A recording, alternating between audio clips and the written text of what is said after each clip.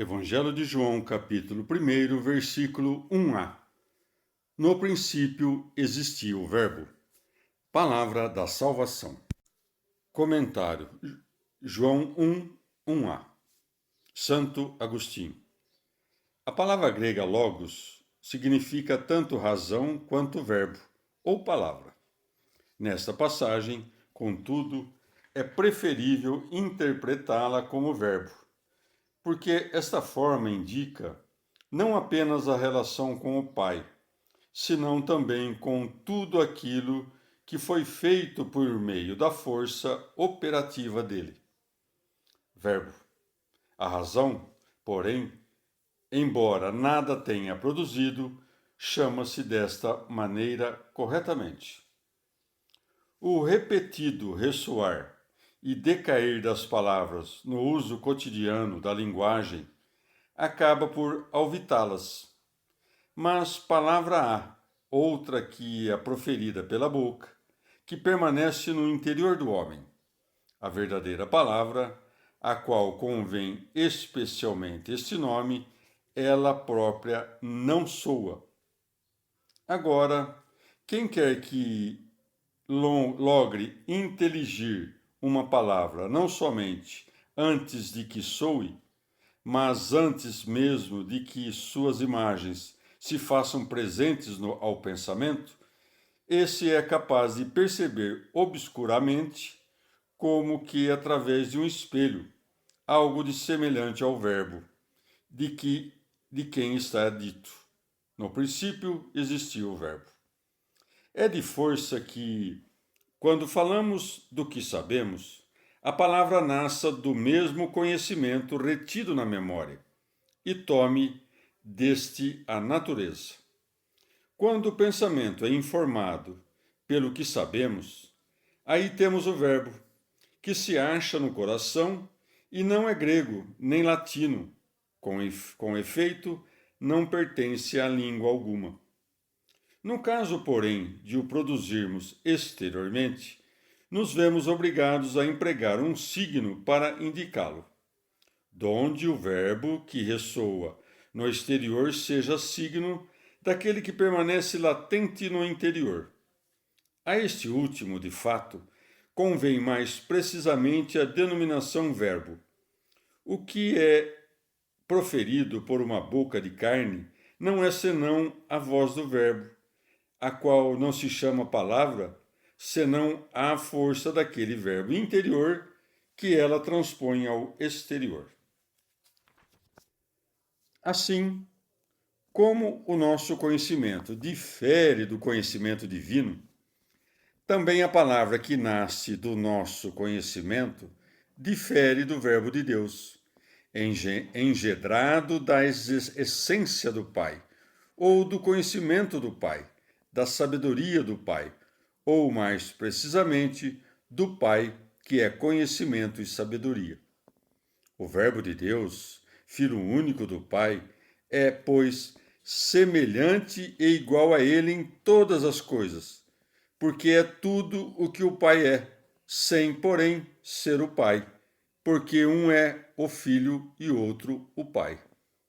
O Filho conhece tudo o que o Pai conhece, pois que recebe deste a um só tempo o conhecimento e o ser. Portanto, conhecer e ser fazem-se nele um. Deste modo, o Filho não é para o Pai princípio de conhecimento, porquanto não o é de ser. O Pai engendra ao Filho seu igual em todas as coisas, ao anunciar-se a si mesmo. De fato, não lograria enunciar-se em toda a sua integridade e perfeição se o Verbo lhe fosse inferior ou superior sob qualquer aspecto. Consideremos a distância que aparta o Verbo divino do nosso Verbo interior, no qual, entretanto, acha-se alguma analogia com aquele. O Verbo que se faz na nossa inteligência não recebe de pronto forma definitiva, mas aparece, primeiro, como ideia vaga, a agitar-se no interior da alma e a produzir os pensamentos vários que então se agitam por sucessão no Espírito.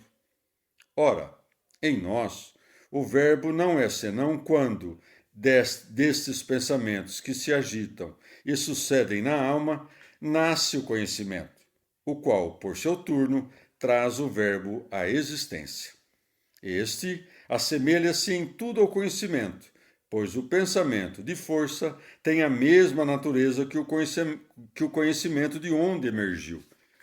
Digno de nota é esta diferença máxima no Verbo de Deus, que possui a forma de Deus, sem que tenha sido antes trabalhado para recebê-la, e de que não há jamais de se desfazer, posto que é a imagem simples e consubstancial ao Pai. Este é o motivo por que o evangelista chama-o Verbo e não pensamento de Deus, para que não cogitemos haver mudança em Deus, como se começasse por tomar uma forma que antes não possuía e terminasse por perdê-la. É o Verbo de Deus, certa forma não formada, forma de todas as formas, imutável, sem perda ou os defeitos, inespacial e intemporal.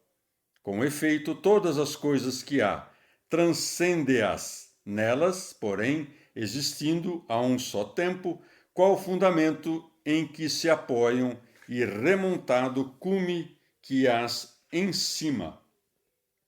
Ou, no princípio, significa simplesmente antes de todas as coisas.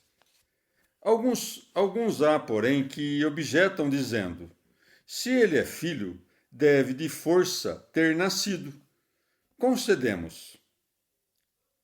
Acrescem ainda, à guisa de conclusão, que o pai já era antes do nascimento do filho, raciocínio que rejeitamos, entretanto.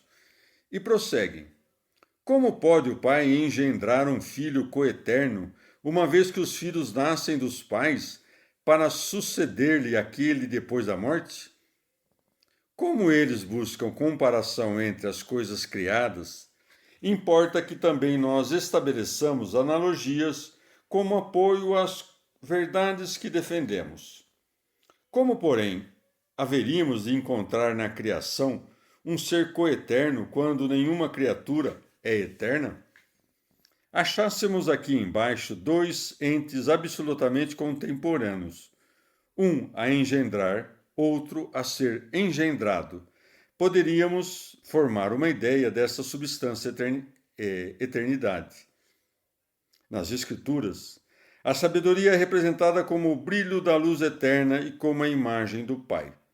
Busquemos aí, nesses dois termos, a comparação que nos possa dar uma ideia do que sejam dois entes coeternos.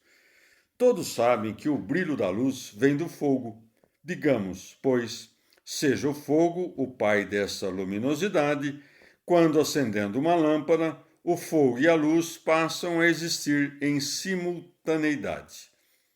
Mostra-me um fogo sem luz, e concedo que o pai não engendrou o filho. A imagem existe por causa do espelho. Ela aparece quando alguém se olha no espelho, mas essa pessoa já existia antes de fazê-lo. Tomemos agora o exemplo de uma palavra ou arbusto, que nasceu às margens de um rio. Acaso a imagem que projeta nas águas que não nasceu ao mesmo passo que ela? Se, pois, esse arbusto houvesse existido desde sempre, também sua imagem. Ora, o que deriva de um ente é verdadeiramente nascido dele. O ente que engendra pode, portanto, ter coexistido desde toda a eternidade com o engendrado. Alguns dirão: entendo que o pai e o filho sejam coeternos, mas cuido que a luz do fogo seja menos brilhante do que o mesmo fogo, ou que a imagem do arbusto, refletida nas águas, seja menos real e perfeita que o próprio arbusto. Não. A igualdade é perfeita e absoluta. Não acredito. Redarguir-me-ão? Por que não fizeste a comparação correta? Talvez possamos encontrar entre as criaturas alguma relação que seja semelhante e não inferior à coeternidade que vai entre o Pai e o Filho, mas nesse caso não há de ser apenas um gênero de semelhança. Reunamos, pois, dois exemplos distintos. Ao que eles próprios nos fornecem, acrescentamos outro. De fato, eles falavam entre os quais havia certa diferença temporal. Por exemplo, entre o homem que gera e o homem gerado. Todavia, digo eu, esses dois homens compartilham de uma mesma natureza. Encontramos, pois, nesse nascimento igualdade de natureza, mas não temporal. Por outro lado, nos exemplos da luz e do fogo e do arbusto com seu reflexo na água, não há aí igualdade de natureza, mas há simultaneidade. Encontra-se, portanto, reunidas em Deus propriedades que estão disseminadas nas diversas criaturas e objetos. De tal modo, estão unidas, não como o estão entre as criaturas, mas com a perfeição que convém ao Criador. Evangelho de João, capítulo 1, versículo 1b. E o Verbo estava junto de Deus. Palavra da salvação. Comentário João 1b. São Basílio. E torna a dizê-lo por conta dos blasfemos, que cuidavam que o Verbo não existia desde sempre. Onde estava?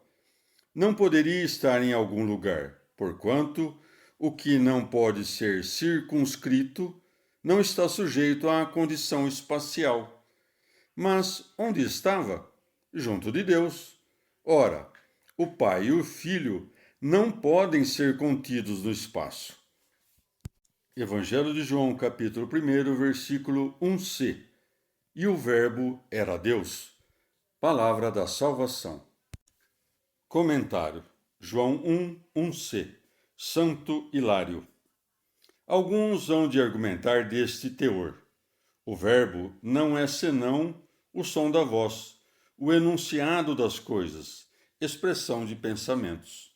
Ora, o Verbo estava no princípio com Deus, porque a palavra, expressão do pensamento, é eterna, quando também o é aquele que a pensa. Como podia o Verbo estar no princípio, se não está sujeito ao antes e depois? Nem mesmo sei se pode existir no tempo. Quando falam os homens, as palavras que proferem não existem antes de que abram suas bocas, e quando param de fazê-lo, elas deixam de existir. Quando chegam ao fim do discurso, o começo já deixou de ser. Mas se tu tivesses aceito, ignorante que és, essas primeiras palavras, no princípio existia o Verbo, por que inquirir o significado das que seguem? E o Verbo era Deus? Acaso supões que em Deus era o Verbo, expressão de um pensamento oculto, ou que João ignorasse a diferença entre estar em e estar junto? O que existia no princípio te é apresentado como estando não em outro, mas com outro. Presta atenção, pois, ao nome e à natureza que ele atribui ao Verbo. E o Verbo era Deus. Não se trata aqui de expressão de pensamento ou som da voz. Esse Verbo é um ser subsistente e não mero som. É uma natureza e não simples expressão, não algo inane, mas Deus. E serve-se o evangelista de um termo simples para não dar aso a confusões. Foi dito a Moisés: repara que te constituí Deus do Faraó. Êxodo 7:11. Nesse caso, entendemos de imediato a razão do termo empregado, Deus, graças à palavra que lhe vai a par, a saber, Faraó. Isto é, Moisés foi estabelecido como Deus do Faraó, para que fosse temido e honrado, para punir e curar. Vai, contudo, grande diferença entre as duas coisas, isto é, ser estabelecido como Deus e ser verdadeiramente Deus. Lembra-me agora outra passagem das Escrituras. Eu disse, sois deuses? Salmo 82:1. mas aí o termo é empregado por benevolência. De fato, a expressão eu disse exprime antes certa maneira de falar que a realidade mesma referida pelo nome. Quando, porém, ouço a expressão e o verbo era Deus, dou fé de que não é um simples modo de dizer, senão verdadeiro referir-se à sua divindade. Evangelho de João, capítulo 1, versículo 2. Estava no princípio junto de Deus. Palavra da salvação. Comentário: João 1, 2. São João Crisóstomo. Ou então, como aquelas palavras poderiam dar a entender que a vida do Pai precedesse, nem que por um instante, a do Filho, São João pressuroso diz: estava no princípio junto de Deus. Isto é, nunca estiveram separados. Deus sempre esteve junto de Deus. Ainda como o dito, e o Verbo era Deus, podia sugerir para alguns que a divindade do Filho fosse menor que a do Pai. De pronto, enuncia um atributo próprio do divino, a saber, a eternidade. Estava no princípio junto de Deus. Quais sejam suas obras, dá-las a conhecer por seguida. Todas as coisas foram feitas por ele. João 1:3. Evangelho de João, capítulo 1, versículos 3a. Todas as coisas foram feitas por ele. Palavra da salvação. Comentário: João 1, 3a. São João Crisóstomo. Moisés enceta a narrativa do Antigo Testamento com o relato detalhado da criação das coisas sensíveis. Diz ele: no princípio Deus criou o céu e a terra. Gênesis 1:1. Segue-se o relato da criação da própria luz, do firmamento, das estrelas e das diferentes espécies de animais. O evangelista, ao contrário, resume e sintetiza toda aquela narrativa numa só palavra, conhecida que era de seus ouvintes. Com o fito de tratar de temas mais exaltados, consagrou todo o seu evangelho não às obras da criação, senão ao mesmo Criador. Se, ademais, a expressão por ele te desconcerta e desejas encontrar nas próprias Escrituras testemunho de que o mesmo Verbo fez todas as coisas, escuta o que diz Davi: nos princípios fundaste a terra e o céu é obra das tuas mãos. Salmo 102, 26. É do Filho unigênito que está o profeta a falar nessa passagem, como aliás entende São Paulo quando a cita na sua Epístola aos Hebreus, Hebreus 1:10. Ainda assim, se entendes que o Pai as proferiu e o apóstolo as atribuiu ao Filho, nossa linha de pensamento em nada é abalada, pois que São Paulo não tê-lo-ia feito se não estivesse profundamente convencido de que o Pai e o Filho têm o mesmo poder e divindade. Se cuidas que a preposição por é indício de inferioridade, porque a emprega o mesmo São Paulo quando fala do Pai? Fiel é Deus pelo qual fostes chamados à sociedade de seu Filho, Jesus Cristo nosso Senhor. 1 Coríntios 1:9. E ainda, Paulo, apóstolo de Jesus Cristo, pela vontade de Deus, 2 Coríntios 1:1. Evangelho de João, capítulo 1, versículo 3b. E sem ele nada foi feito. Palavra da salvação. Comentário: João 1, 3b. Santo Agostinho. Ou então a expressão, e sem ele nada foi feito, afasta-nos a ideia de que o Verbo é uma criatura entre outras. Como afirmá-lo quando o evangelista diz que o mesmo Deus nada fez sem ele? De fato, o pecado não foi feito pelo Verbo. É evidente que o pecado é o nada, e nada se tornam os homens que pecam. Os ídolos, bem que conservem, é verdade, algo da forma humana. Esses tampouco foram feitos pelo Verbo, como escreveu o apóstolo. Sabemos que o ídolo não é nada. 1 Coríntios 8,4. Portanto, estas coisas o Verbo não a fez. Todavia, ele criou o universo inteiro, todas as criaturas, dos próprios anjos até os vermes. Ignoram-se os que cuidem nesta passagem que o nada deva ser entendido como algo, porque o termo aparece no final da frase. De fato, não compreendem que não há diferença entre dizer sem ele nada foi feito e sem ele não foi feito nada. Evangelho de João, capítulo 1, versículo 4a. Nele estava a vida. Palavra da salvação. Comentário João 1, 4a. São João Crisóstomo. Ou então, em outro sentido, não coloquemos o ponto final depois da frase sem ele nada foi feito, como soem fazer os hereges, a insinuar que o Espírito Santo foi criado, dizendo: o que foi feito nele era a vida.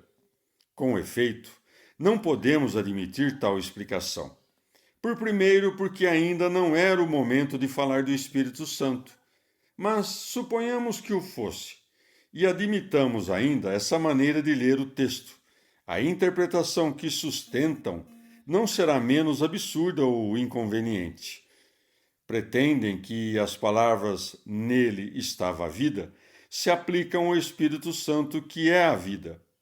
Mas a vida de que fala aqui o evangelista é, ao mesmo tempo, luz, como se lê na continuação, e a vida era a luz dos homens.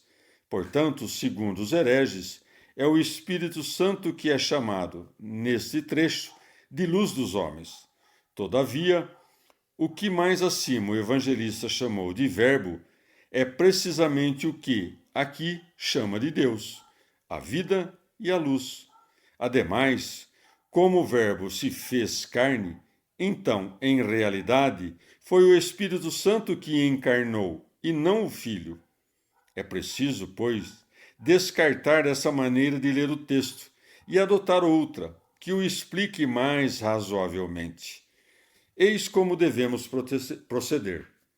Todas as coisas foram feitas por ele, e sem ele nada do que foi feito foi feito. Aqui pontuamos encerrando a frase. Seguimos. Nele estava a vida. Como a dizer, sem ele nada do que foi feito, isto é, de tudo o que devia ter sido feito. É para notar que, com uma pausa na primeira parte da frase, afastamos todas as dificuldades. Com efeito, ao dizer sem ele nada foi feito, o evangelista abarca todas as criaturas inteligíveis e exclui, evidentemente, o Espírito Santo, que não está incompreendido entre elas. Referem-se essas palavras de São João à criação do universo. Em seguida, evoca a ideia de providência, quando fala desse teor. Nele estava a vida. Assim como é impossível esgotar essas nascentes profundas de que fluem os grandes rios, assim não se pode conceber a menor alteração no Filho unigênito, quaisquer que sejam suas obras. De fato, essa passagem não diz respeito somente à criação, mas à providência, que conserva na existência o todo das criaturas. Afasta, entretanto, a ideia de que há no Filho composição, como ensina o evangelista. Com efeito, assim como o Pai tem a vida em si mesmo, assim deu ao Filho ter vida em si mesmo. João 5:26.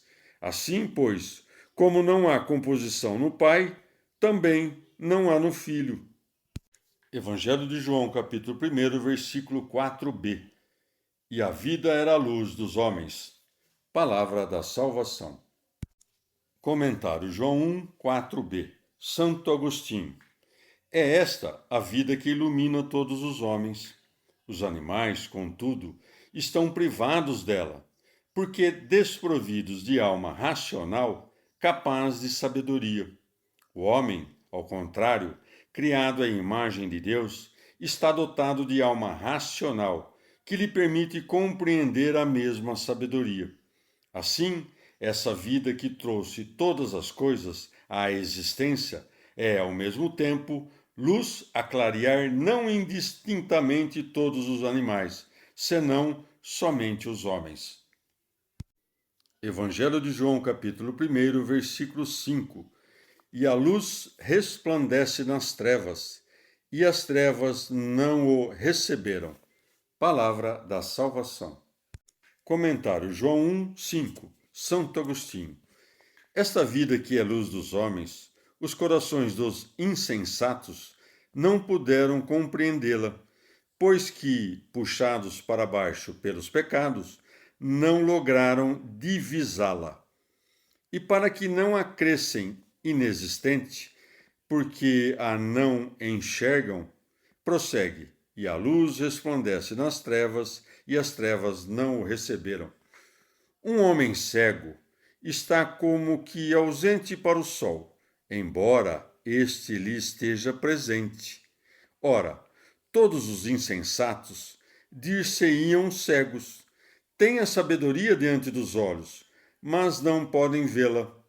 Não porque ela lhes esteja de largo, senão porque eles acham-se apartados dela. Disse um certo platônico que o começo desse santo evangelho deveria ser inscrito em letras de ouro, no lugar mais destacado das igrejas. Evangelho de João, capítulo 1, versículos de 6 a 8. Apareceu um homem enviado por Deus, que se chamava João. Veio como testemunha para dar testemunho da luz, a fim de que todos crescem por meio dele. Não era a luz, mas veio para dar testemunho da luz. Palavra da salvação. Comentário João 1, de 6 a 8. São João Crisóstomo. Nada do que diz é puramente humano. Não é de si próprio que veio falar. Tudo o que lhe sai da boca é ditado por quem o enviou, motivo por que foi tido em conta de anjo, por um profeta. Eis que mando meu anjo, Malaquias 3:1. Porque um anjo, isto é, enviado, nada tem de seu para comunicar. Quando escreve que foi enviado, não refere-lhe o ser, senão ao ministério que viria a cumprir. Assim como Isaías, que não foi enviado de um lugar qualquer, senão de um ponto em que contemplou o Senhor, assentado sobre aquele alteado trono sublime, assim João Batista foi enviado do deserto, a batizar, como ele mesmo atesta quando fala por essas palavras. O que me mandou batizar em água, disse-me: aquele sobre quem vires descer e repousar o Espírito, esse é o que batiza no Espírito Santo. João 1,33.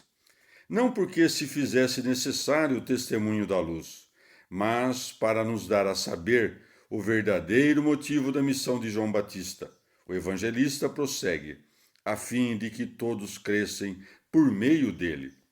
O Filho de Deus assumiu nossa carne mortal, para que não nos perdêssemos, e com o mesmo intuito envia antes de si um precursor, a fim de que a voz de um semelhante tornasse os homens mais inclinados a aceitá-lo.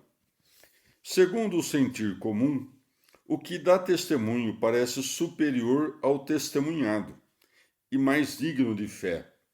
Por esse motivo, apressa-se o evangelista a desfazer esse engano a propósito de João, dizendo: não era a luz, mas veio para dar testemunho da luz. Ora, se não fosse essa a intenção, não teria repetido a frase, para dar testemunho da luz. Não seria um desenvolver a doutrina, mas um inútil repetir-se. Evangelho de João, capítulo 1, versículo 9. O Verbo era a luz verdadeira, que ilumina todo homem que vem a este mundo. Palavra da salvação. Comentário João 1, 9. Santo Agostinho. Por aqui bem se vê a que luz referia-se João Batista. O Verbo era a luz verdadeira. Por que o evangelista julgou necessário acrescer o adjetivo verdadeira? É porque, ao homem iluminado, chamamos-lhe também luz, mas a verdadeira luz é aquela que ilumina. Aos olhos chamamos também luz, e contudo é em vão que os abrimos se não há, na escuridão da noite, lâmpada que os aclare, ou durante o dia, lhes não alcançam os raios do sol. Também escreve o evangelista, que ilumina todo o homem. Ora, se ela ilumina todo o homem, ilumina o mesmo João. De fato, ela iluminou o homem escolhido para lhe dar testemunho. Assim como se conhece o nascer do sol pelo reflexo de seus raios num corpo iluminado, e contudo não podemos fitá-lo diretamente, assim os homens que têm os olhos enfermiços podem divisar aqui um muro, ali uma montanha ou outros objetos assemelhados. O mesmo se passava com aqueles que conviveram com Jesus, mesmo menos capazes ainda de lobrigá-lo. Alumiou a João com o seu irradiar, e este, confessando de maneira sublime a fonte de onde provinha a luz, deu a conhecer quem o iluminava. Acresce: quem vem a este mundo, ou seja, se o homem não viesse a este mundo, não teria necessidade de ser iluminado. Porém, como deixou o lugar em que gozava contínuo essa luz divina, tem agora necessidade de ser iluminado. Ou o dizer que ilumina todo homem não significa que todos os homens, sem exceção, tornam-se iluminados, mas que ninguém poderá sê-lo senão por meio dele.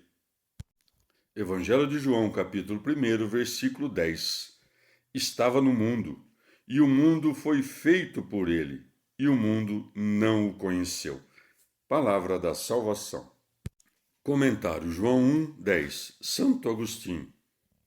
A luz que ilumina todos os homens veio a esta terra, oculta sob carne mortal, porque não tivera velado-se a si mesma, passaria despressentida aos insensatos, aos cegos e aos maliciosos, a quem referia-se mais acima São João. E as trevas não o receberam. Pelo que escreve aqui, estava no mundo.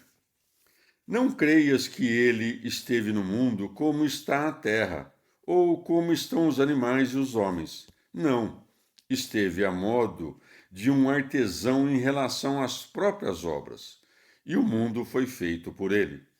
Todavia, ele não criou o mundo como o artesão produz uma obra, porquanto esta lhe é exterior. Deus, ao contrário, acha-se como que infuso no mundo, que criou, presente por toda parte, de nada se ausenta. É, portanto, a força dessa majestade que cria e governa.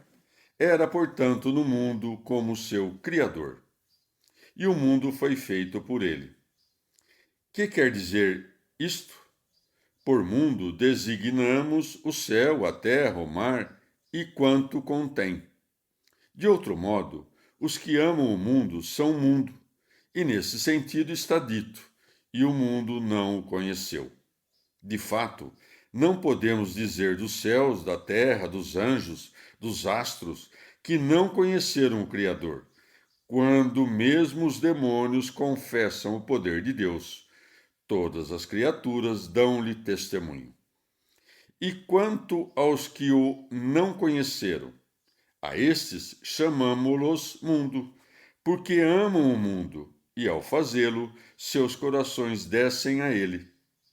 Os que não amam o mundo, ao contrário, embora seus corpos estejam nele, os corações estão no céu, segundo o dito do apóstolo. Nós, porém, somos cidadãos dos céus. Filipenses 3:20. Foi, pois, porque amaram o mundo que mereceram o receber por nome mundo, no qual habitam. Quando de uma casa qualquer dizemos que é boa ou má, não estamos nos referindo propriamente ao edifício, mas àqueles que aí fizeram morada. Do mesmo modo, chamamos mundo aos que nele estão, segundo seus afetos. Evangelho de João, capítulo 1, versículo de 11 a 13. Veio para o que era seu, e os seus não o receberam. Mas a todos os que o receberam, deu poder de se tornarem filhos de Deus, àqueles que creem no seu nome, os quais não nasceram do sangue, nem da vontade da carne, nem da vontade do homem, mas de Deus. Palavra da salvação. Comentário João 1, de 11 a 13. São João Crisóstomo. O dizer, e o mundo não o conheceu, refere-se aos tempos que precederam a encarnação. As palavras que seguem, a saber, vieram para o que era seu, dizem respeito à era da prédica do Evangelho, pelo que escreve, era seu.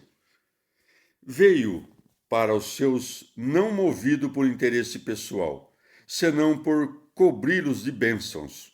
Mas de que parte poderia vir aquele que é onipresente? De fato, fê-lo à conta da sua grande condescendência para conosco.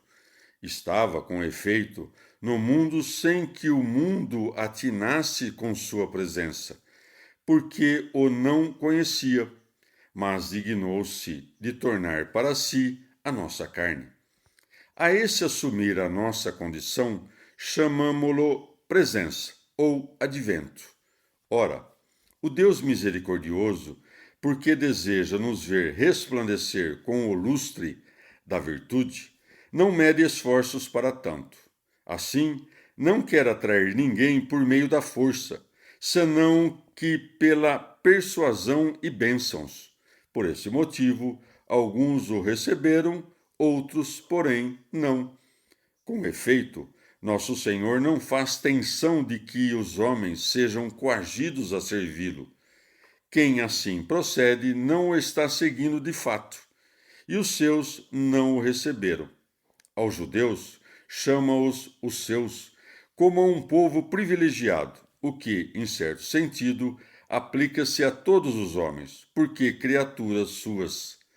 E como mais acima, para nossa vexação, o evangelista observou que o mundo criado por ele não o conheceu. Aqui, novamente, indignado com a ingratidão dos judeus, o argui de falta ainda mais grave, e os seus não o receberam.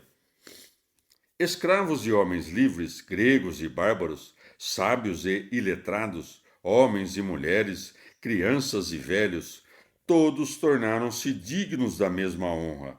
Deu poder de se tornarem filhos de Deus. Não disse que os mudou em filhos de Deus, mas que deu poder de se tornarem filhos de Deus. E com isto nos ensina que não é senão à custa de muito esforço que podemos conservar acendrada essa imagem de adoção que nos foi impressa na alma por meio do batismo, e que este poder ninguém, a não ser nós mesmos, nos pode tirá-lo. Pelo que toca aos afazeres dos homens, quem recebe poder ou autoridade passa a possuí-la quase em pé de igualdade com aquele que lhe outorgou. Mas ainda, portanto, nós que recebemos de Deus esta honra. Por fim, ensina-nos que esta sublimada graça não é dada senão àqueles que a desejam e buscam, porquanto tornamo-nos filhos de Deus pelo concurso do livre-arbítrio e da operação da graça. E por que, na distribuição desses bens inefáveis, cabe a Deus o infundir a graça, como ao homem o fazer fé? São João escreve: aqueles que creem no seu nome. Mas por que, ó João, não dizes dos suplícios reservados a quantos se recusaram a recebê-lo? A rigor, que maior sofrimento do que, podendo alguém tornar-se filho de Deus, recusá-lo, privando-se destarte por gosto de tão remonta honra. Além disso, hão de ser condenados a queimar num fogo inextinguível, como assevera o evangelista mais explicitamente na sequência. Quis, ao falar por esses termos, o evangelista destacar, por um lado, a baixeza e humildade de nossa primeira geração, a partir do sangue e da vontade da carne, e, por outro lado, a elevação da segunda, originada da graça e da nobreza, para que façamos ideia alteada da dádiva que nos foi concedida, e para que empreguemos grande desvelo em guardá-la. Evangelho de João, capítulo 1, versículo 14a. E o Verbo se fez carne e habitou entre nós. Palavra da salvação. Comentário João 1, 14a. São João Crisóstomo. Tendo dito que todos aqueles que o receberam nasceram novamente em Deus, o evangelista dá a conhecer que a causa de tão grande honra é que o mesmo Verbo se fez carne, o próprio Filho de Deus, tornou-se filho do homem, a fim de que o homem se tornasse filho de Deus. Não te perturbes quando ouvires que o Verbo se fez carne, pois que ele não demudou a própria natureza em carne, ideia, aliás, ímpia, mas, permanecendo com a mesma natureza, assumiu a forma de um servo. Com efeito, serviu-se o evangelista da expressão se fez para confundir as blasfêmias que proferiram certos homens, que tinham por aparentes todos os eventos concernentes à encarnação. Essa expressão não denota mudança de substância, senão a união entre o Filho de Deus e a carne verdadeiramente humana. Se alguém vier a nós dizer que Deus, por ser onipotente, poderia mudar a própria natureza em carne, respondemos que ele pode, quanto não atinge diretamente seu ser divino. Ora, toda ideia de mudança é diretamente oposta à sua natureza imutável. As noções errôneas que estas palavras pudessem induzir, por exemplo, a de uma mudança ou transformação dessa natureza incorruptível, desfala-as o evangelista à continuação quando escreve: e habitou entre nós. De fato, o que habita e a habitação não são a mesma coisa.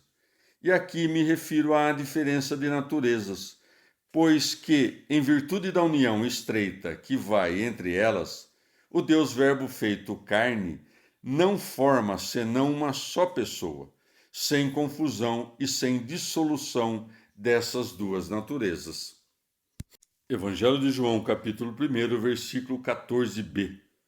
E nós vimos a sua glória, glória como de Filho unigênito do Pai. Palavra da salvação.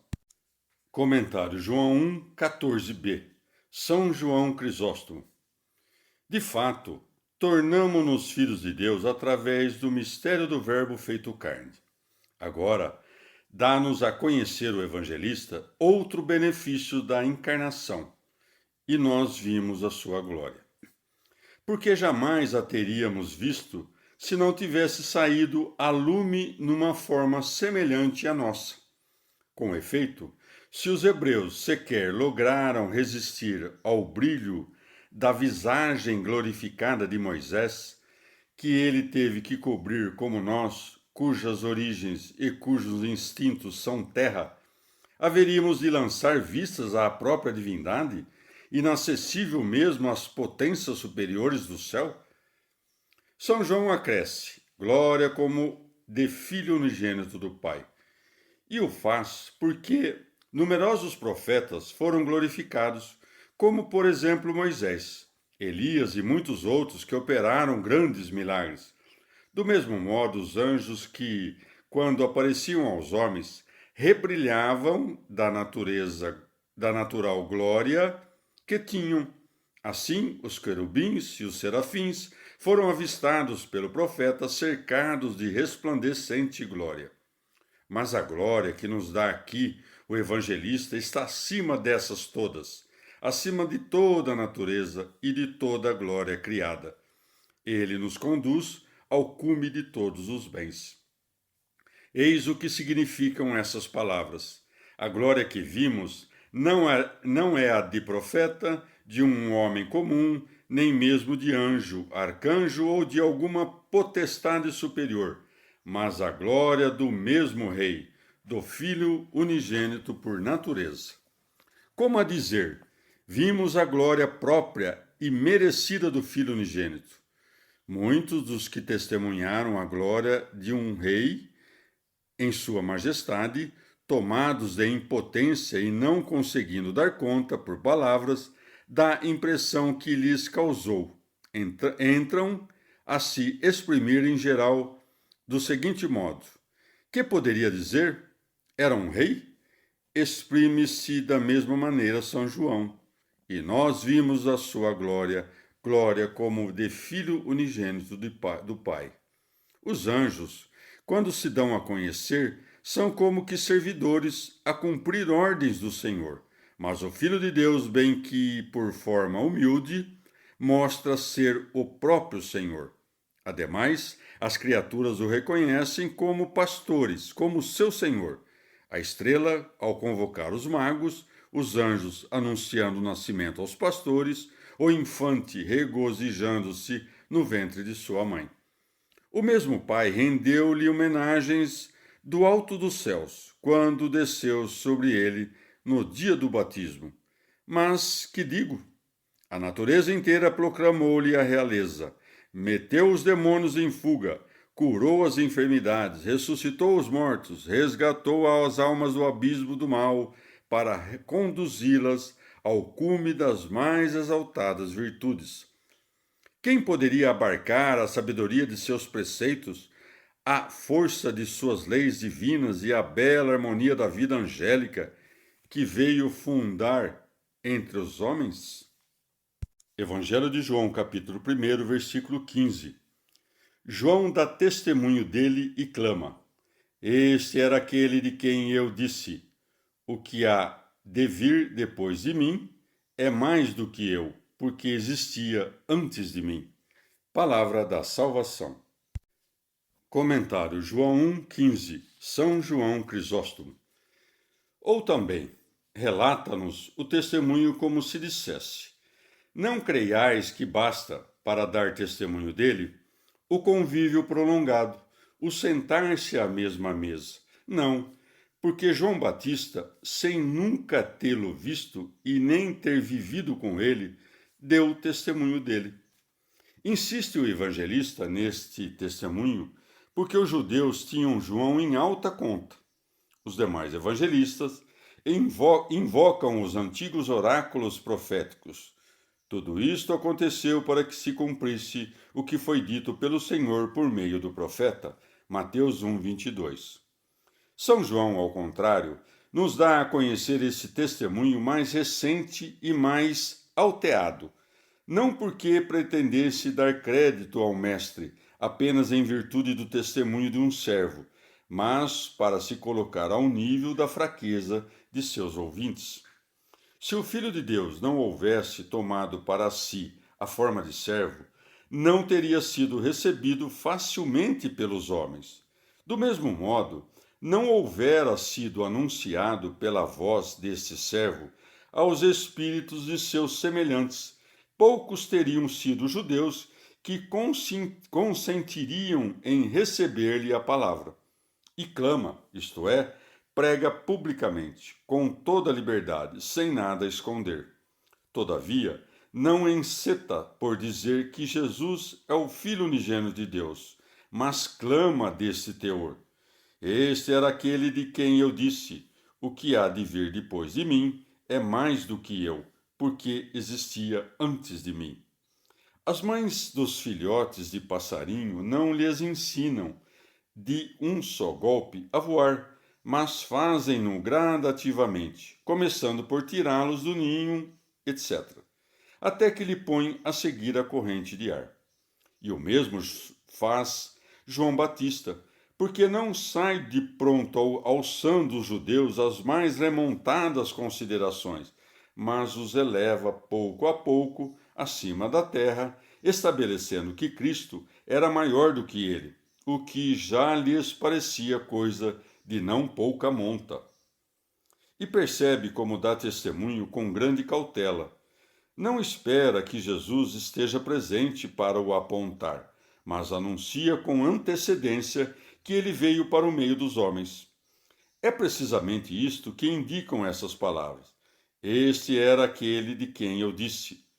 João Batista procede desta maneira, visando a preparar o espírito dos homens a receber Jesus Cristo mais facilmente. Não se afastassem dele por tudo que já havia sido dito precedentemente, e não o rejeitassem à conta de sua aparência.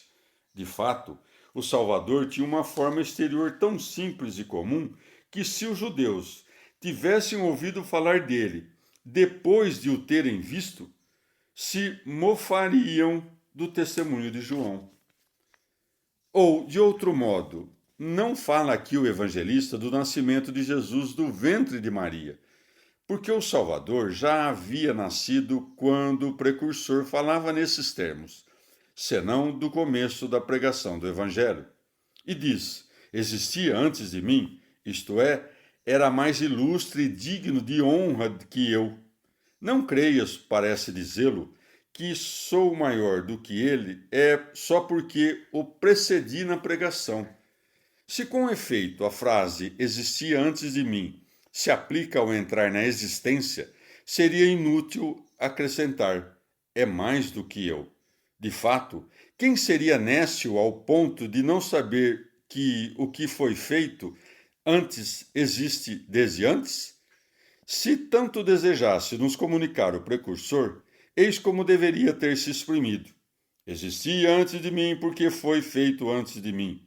Portanto, devemos entender aquelas palavras no sentido de uma prioridade de honra.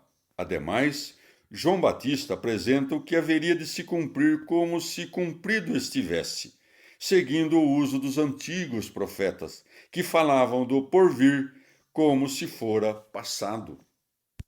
Evangelho de João, capítulo 1, versículo de 16 a 17. Todos nós participamos da sua plenitude e recebemos graça sobre graça, porque a lei foi dada por Moisés, mas a graça e a verdade foram trazidas por Jesus Cristo. Palavra da salvação. Comentário João 1, 16 a 17. São João Crisóstomo. Também se pode dizer que São João Evangelista acresce ao de João Batista o próprio testemunho. Neste caso, esse trecho não registra as palavras do precursor, senão as do discípulo. Eis o sentido delas. Nós outros, os 12 apóstolos, e ainda toda a multidão de fiéis presentes e futuros, também recebemos a plenitude de Jesus Cristo. Ou, recebemos graça sobre graça, isto é, graça nova sobre a antiga. Do mesmo modo, com efeito, em que há justiça e justiça, adoção e adoção, circuncisão e circuncisão, há também graça e graça, a primeira como figura, a segunda, porém, como verdade. Assim se expressa João Batista para dar a saber aos judeus que eles próprios não poderiam ser salvos senão pela graça, e que nós mesmos tanto não alcançamos senão pela mesma graça. A lei, pois, foi dada aos judeus como ato de misericórdia e graça. Assim, o evangelista, ao dizer graça sobre graça, faz tensão de destacar a grandeza dos benefícios que nos foram feitos e prossegue. A lei foi dada por Moisés, mas a graça e a verdade foram trazidas por Jesus Cristo. Mais acima, comparava-se a Jesus Cristo, dizendo: é mais do que eu. Aqui São João compara o Salvador a Moisés, o qual foi muito mais admirado pelos judeus nos tempos antigos do que o próprio João Batista no seu. Prudentemente, não compara pessoas, senão coisas. Opõe a graça e a verdade à lei, e ainda a expressão foi dada a foi trazida. Da lei diz que foi dada, porque obra de um súdito. Quando, porém, escreve, mas a graça e a verdade foram trazidas, feitas, está a apontar aquilo que é próprio de um rei, que governa todas as coisas à força do próprio poder, como faz Jesus Cristo. Verdadeiramente pela graça é que remite todos os pecados.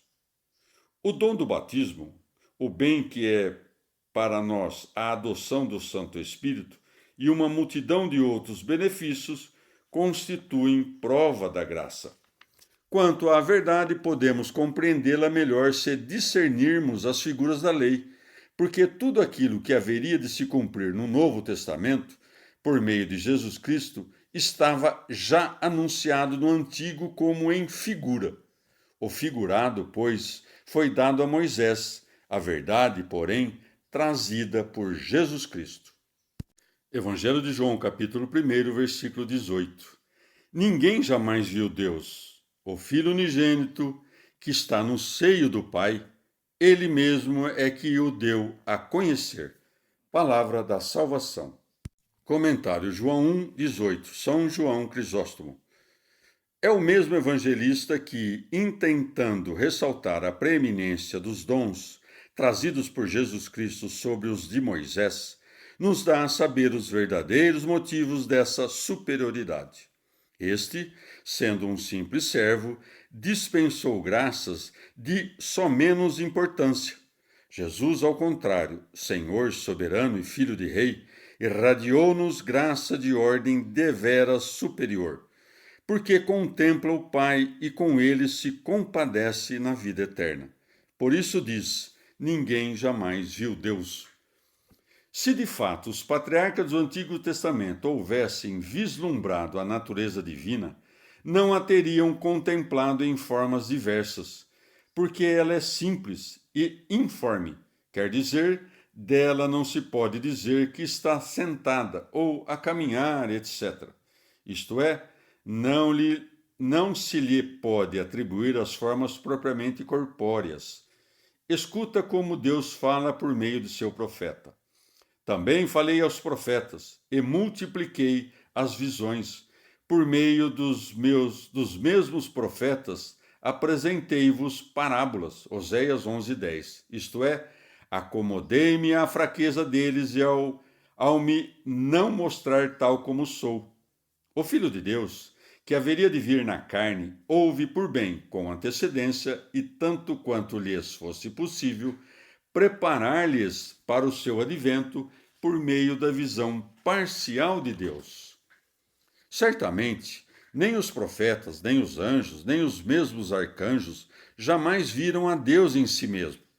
Se acaso interrogasses os anjos, eles não haveriam de te falar da substância divina. Não, contentar-se-iam de cantar-lhes louvores, entoando glória a Deus no mais alto dos céus e paz na terra aos homens de boa vontade.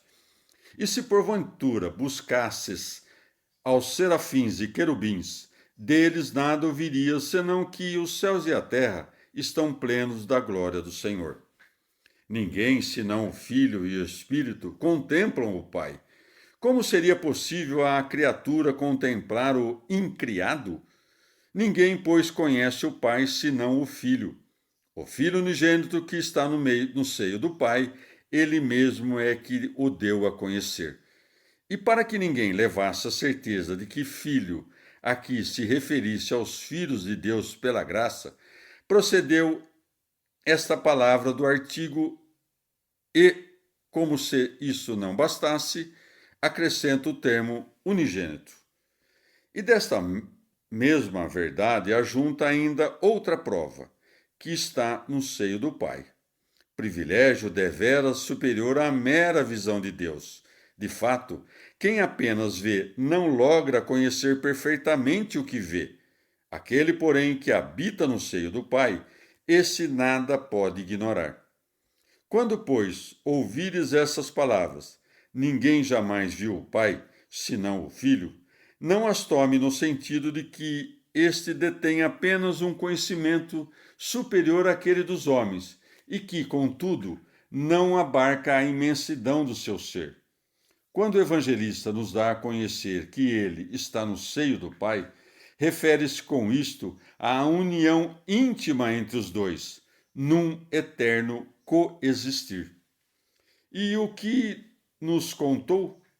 Que não há senão um só Deus. Ora, acaso não foi precisamente isto que Moisés e os profetas nos deram a conhecer antes da vinda de Jesus? Que aprendemos do Filho respeito ao que é no seio do Pai? Que aprendemos do Filho respeito ao que é no seio do Pai? Que o unigênito falou por meio dos profetas, que, através dele, recebemos uma doutrina em muito superior, que Deus é Espírito, que seus adoradores devem adorá-lo em espírito e verdade, e, finalmente, que Deus é o Pai do Filho unigênito. Essas palavras, a saber, ninguém jamais viu Deus, não dizem respeito, pois, somente ao Pai. Não, porquanto igualmente verdadeiras a respeito do Filho, de quem escreveu São Paulo nesses termos. Ele é a imagem do Deus invisível. Colossenses 1,15. Ora, o que é imagem de um outro, invisível, é ele próprio também invisível.